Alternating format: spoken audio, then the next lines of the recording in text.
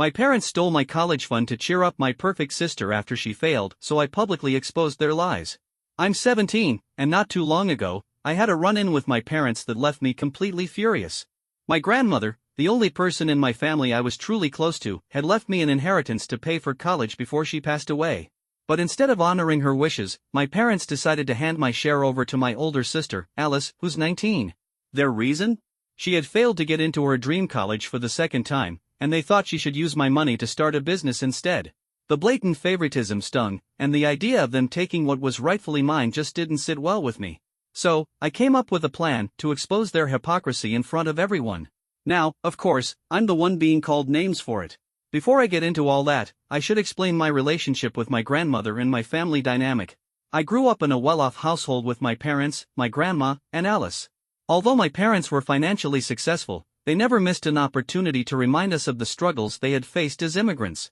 Almost every single dinner conversation revolved around this, turning meals into exhausting lectures that, as a 10-year-old, I barely understood. Eventually, I started skipping dinner altogether, stuffing myself with snacks just so I wouldn't have to sit through the same stories on repeat.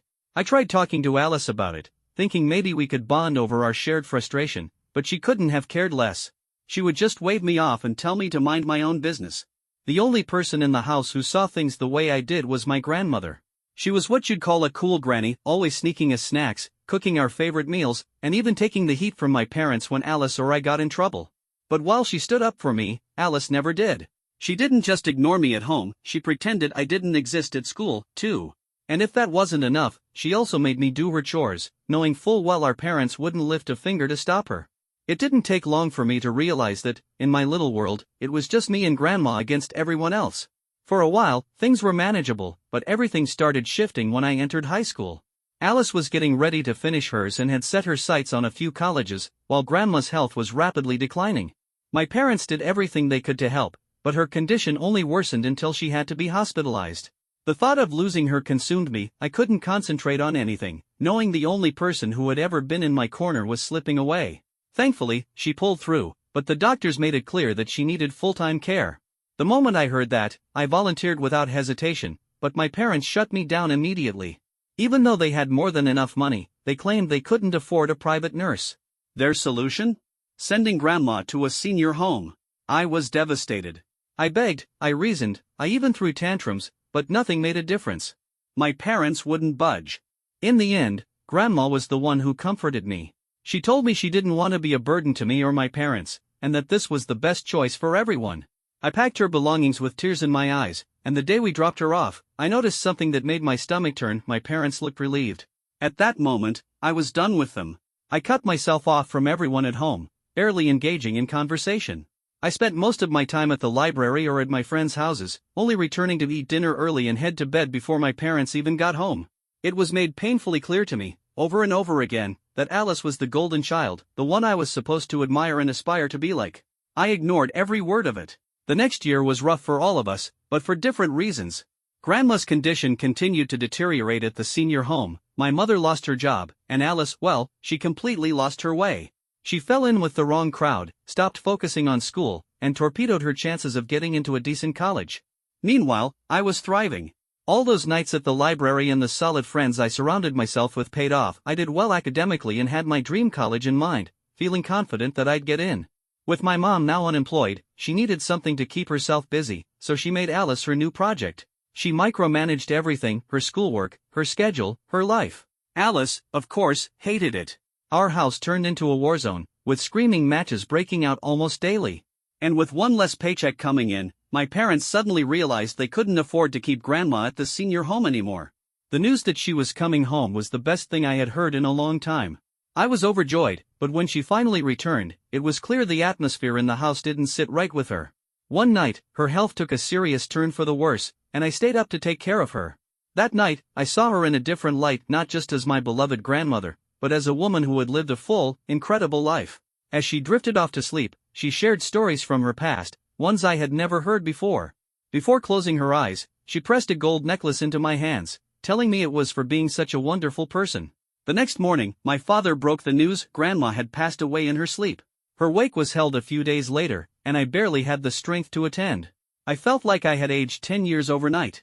For a brief time, my mother took care of me, but soon enough, I was left to grieve alone. Still, I gathered what little energy I had, got dressed, and made sure to wear the necklace Grandma had given me. At the church, I stood quietly beside Alice, who, at every opportunity, put on the act of a devastated granddaughter, shedding fake tears and playing the part of someone who cared. I ignored it, focusing on getting through the day. But then, she leaned over and whispered something that made my blood run cold. She was glad Grandma was gone. I was about to walk away when I felt her grip my wrist, yanking me back. Her eyes locked onto my necklace, and in a voice dripping with suspicion, she demanded to know where I had gotten it. I had no intention of telling her. I told Alice to mind her own business and leave me alone, but she completely ignored me. Instead, she grabbed onto the necklace and tried to yank it off my neck.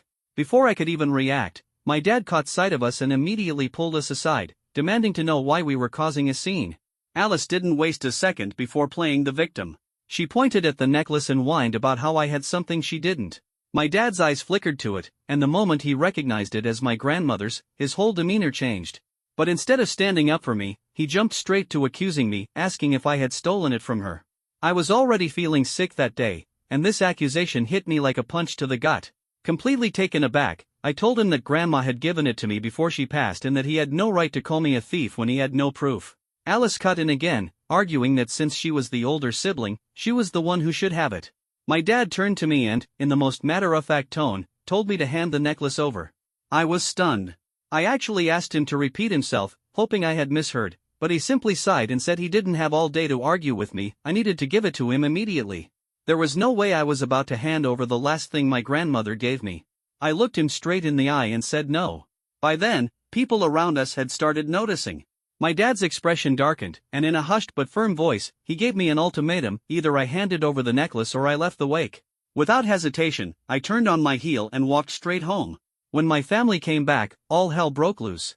A screaming match erupted between us, with them hurling insults at me, calling me every name in the book, and even going as far as saying they wished I had never been born.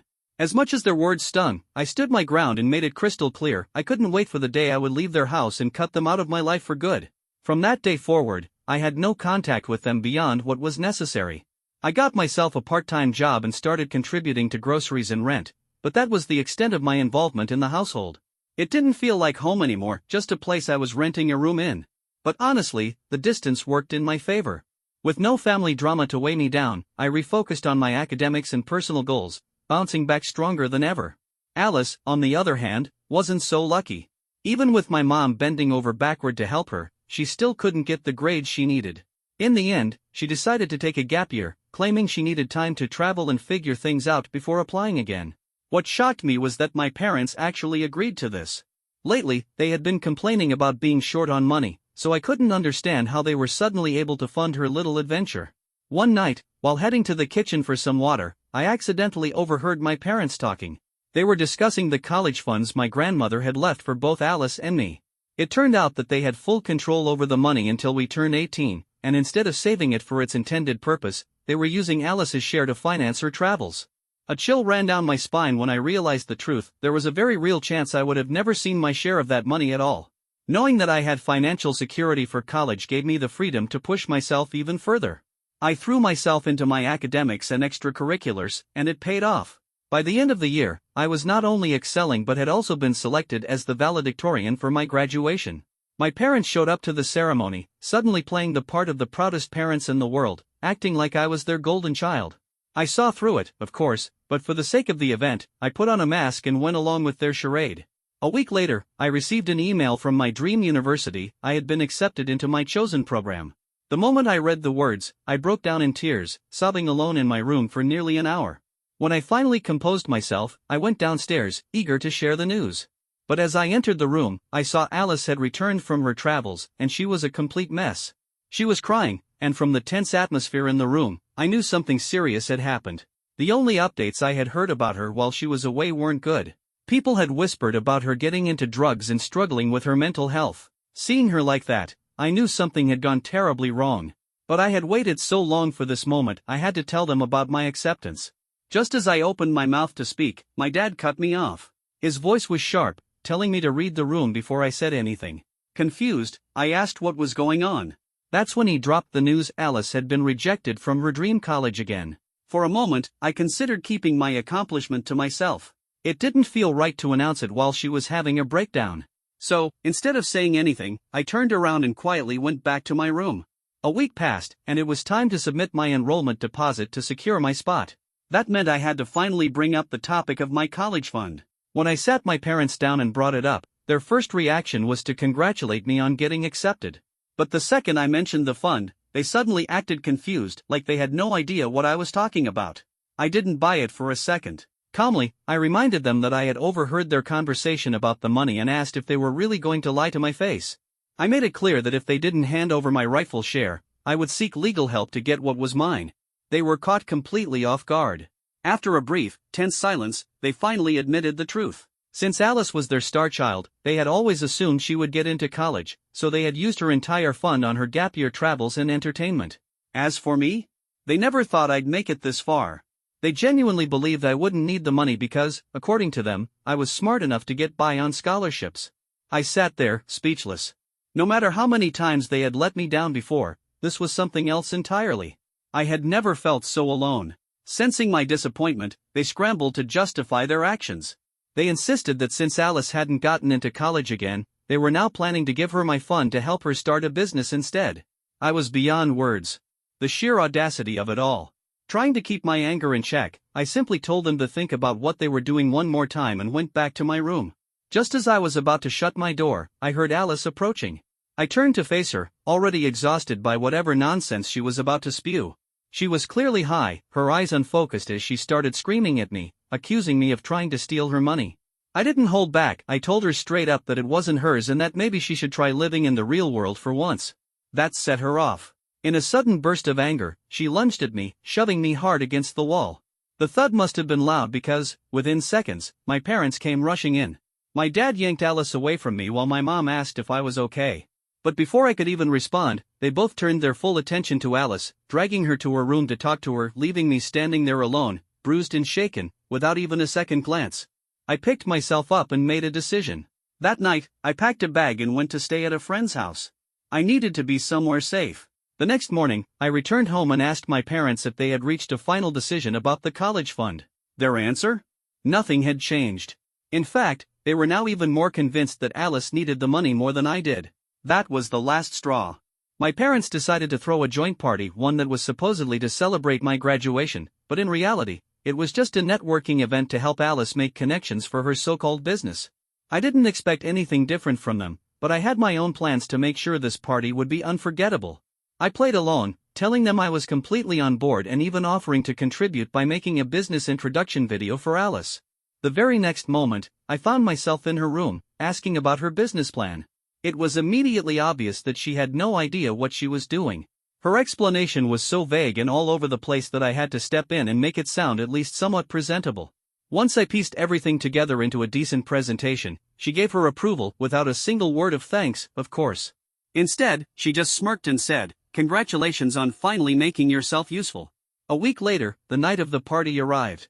My dad had gone all out, big screens, fancy setups, the whole 9 yards. A few guests came up to congratulate me on getting into college, but before I could even respond, my dad cut in, waving his hand toward the screen. "Everyone, please pay attention," he announced, signaling me to start the video. The presentation began with a nice introduction about Alice, followed by clips of her discussing her business, clips that made it painfully clear how clueless she actually was. But then, the real show began. The video transitioned into a recording of me, calmly explaining how my family had been blatantly biased toward Alice, going so far as to steal my college fund to finance her so-called career, something she herself had no clue about. The moment it started sinking in, my dad panicked. He bolted toward the projector, trying to stop the video, but I stepped in front of him, blocking his way. The footage kept rolling, leading to the final blow, an audio recording I had secretly taken of my parents, where they openly admitted to using my inheritance for Alice's expenses, all while justifying it with their favoritism. The last words on the screen were mine, "a family of entitled thieves." And then the screen went black. Silence fell over the room. All eyes were on me. Alice immediately burst into tears, my mother rushing to escort her inside while my father stood there, frozen in place. The awkward tension was unbearable, and one by one, the guests started leaving. I watched them go, feeling nothing but satisfaction. I had never been prouder of myself. With that, I went straight to my room and started packing. I had no intention of staying in that house any longer. But before I could leave, my phone buzzed. It was a call from my cousin. "Check your wall," she said. Confused, I opened my social media and saw what my father had done. He had posted a long, manipulative message, twisting the entire situation and portraying himself as the victim. In his version of events, I wasn't a mistreated daughter fighting for what was right, I was an ungrateful, selfish child who had humiliated her own father. The post painted me as a lifelong problem. He dredged up old, ridiculous stories, even going so far as to cite incidents from when I was 4 years old. He claimed that I had embarrassed him at my grandmother's wake, that I had always been difficult, and that I had somehow manipulated my grandmother into spoiling me, so much so that it had supposedly affected her health and led to her death. He then tried to justify stealing my college fund, saying that Alice had genuinely needed it at the time, whereas I was smart enough to get a scholarship anyway. He ended by calling me a disgrace, someone who had repaid years of parental sacrifice with betrayal. The damage was immediate. My phone exploded with messages from relatives, most of whom had fallen for his sob story. They flooded my inbox with insults, lectures, and attempts to bring me to the right path. It was almost laughable.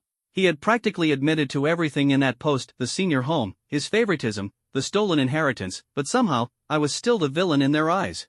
I refused to respond. Instead, I took a deep breath, got my thoughts together, and walked out of that house for good. As I left, my father hurled every insult he could think of, blaming me for ruining the family name. Alice, seeing me go, started screaming like a toddler throwing a tantrum. None of it mattered anymore. The only person who stood by me was my maternal aunt. She was the one who encouraged me to consult a lawyer, and I seriously considered it. But for now, my priority was getting my life together. Update 1. It's been a few weeks, and I've taken some time to process everything. I want to address some of the common questions I've been getting.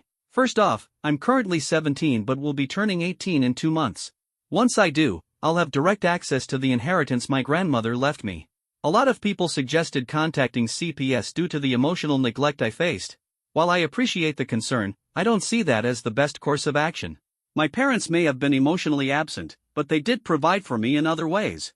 The college fund situation aside, they didn't physically harm me or deny me basic needs. They weren't good parents, but I don't believe they're outright evil. As for their blind favoritism toward Alice, it's not that they're unaware. It's just that Alice has always played her role perfectly. In front of everyone else, she was the ideal daughter. Only Grandma and I ever saw her true nature. Meanwhile, I was always the one who spoke up, who challenged them, who refused to play alone. So it makes sense, in a twisted way, that they would always take her side over mine. Now, about my dad's post, the one that turned half my extended family against me. He started off with a fake apology for what happened at the party, then went on a full-blown rant about how I had been an ungrateful child since birth. He accused me of manipulating my grandmother into spoiling me, claimed that this had led to her death, and insisted that he had only used my inheritance to help a daughter in need. He painted himself as a loving father who had been betrayed by his own child. It worked. Many of my relatives took his side without hesitation. But I refused to stoop to his level. Instead of responding, I focused on what actually mattered: securing my future. Update 2. 2 weeks later, I took a step forward. I called the admissions office at my university, explained my situation, and asked if there was any way I could apply for a scholarship.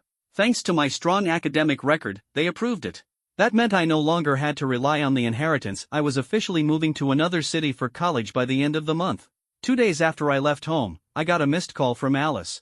At first, I ignored it. She never called me. Ever. If she was reaching out, it had to be serious. Curious, I called her back. She answered on the second ring. "We need to talk," she said. Her voice was quieter than usual. Away from home. Just the two of us.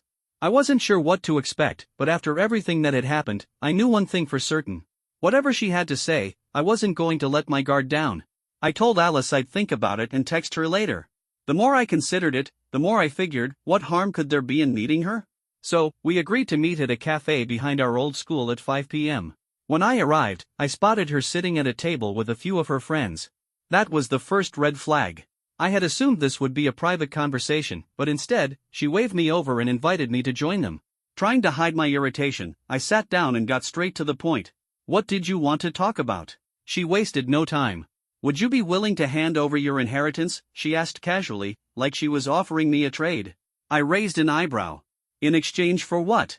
Without a word, she slid a stack of papers across the table. My heart skipped a beat as I recognized them instantly: house ownership documents, signed by our parents. The moment I realized what I was looking at, I shoved them back toward her. "Where did you get these?" I asked, my voice sharp. Alice smirked. "The night you left, both Mom and Dad got wasted to handle the stress. That's when I had them sign the papers." I took a quick picture of the documents, my mind racing. This wasn't just messed up, it was flat out illegal. Keeping my voice steady, I warned her, "Do you even realize what kind of trouble this could cause? For all of us?" She just laughed and called me a coward. That set her friends off, too, and soon they were all joining in, throwing insults at me like a pack of hyenas. I wasn't going to waste another second there. Without another word, I got up and walked out. When I got back to my aunt's house, I told her everything. She immediately suggested that we take action before things spiraled even further out of control. At the same time, I was still dealing with a flood of unwanted messages from people who had been manipulated by my dad's social media post. It was getting unbearable, so I changed my phone number entirely. The next day, we met with a lawyer and laid out the whole situation, including the stolen house papers Alice had in her possession. After listening carefully, he advised us to consider settling things privately, since I was only 2 months away from turning 18 and gaining full control of my inheritance anyway. Taking his advice, I called my father and asked him directly to show me Grandma's will.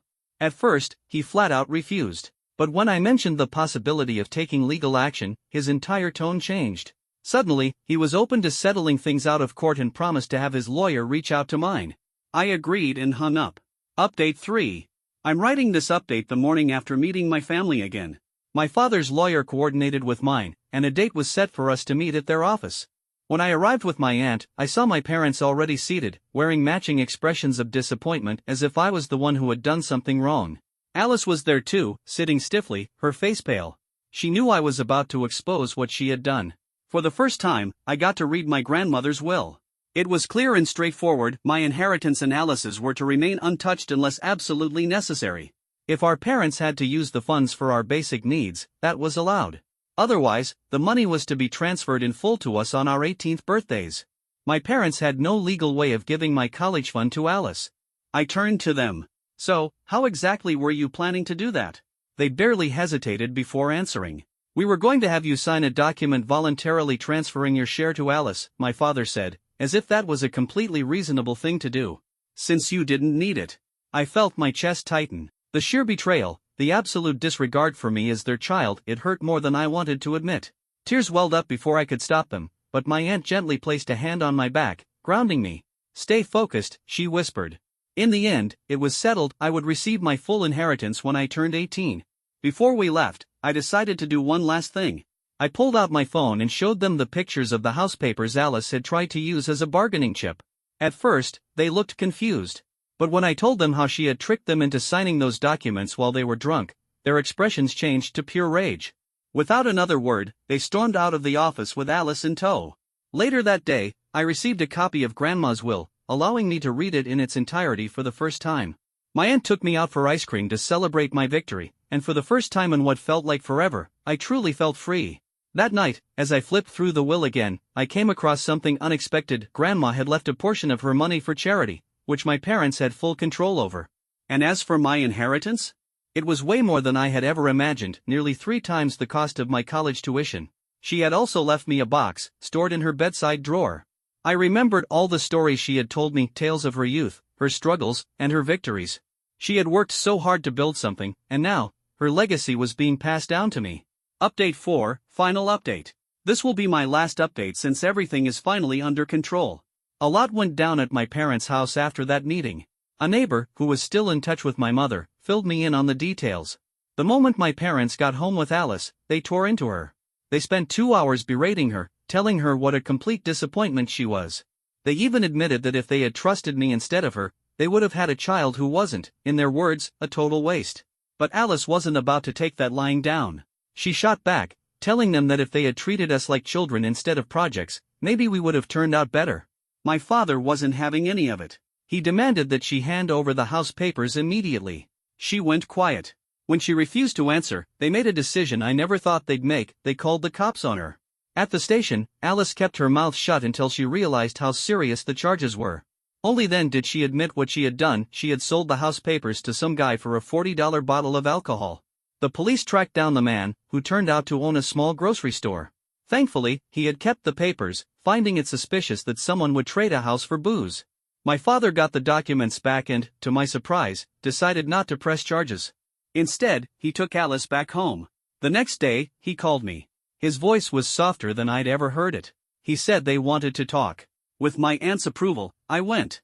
The moment I walked in, my mother started crying and pulled me into a hug. My father sat in the living room, looking uncharacteristically humbled. They apologized, genuinely.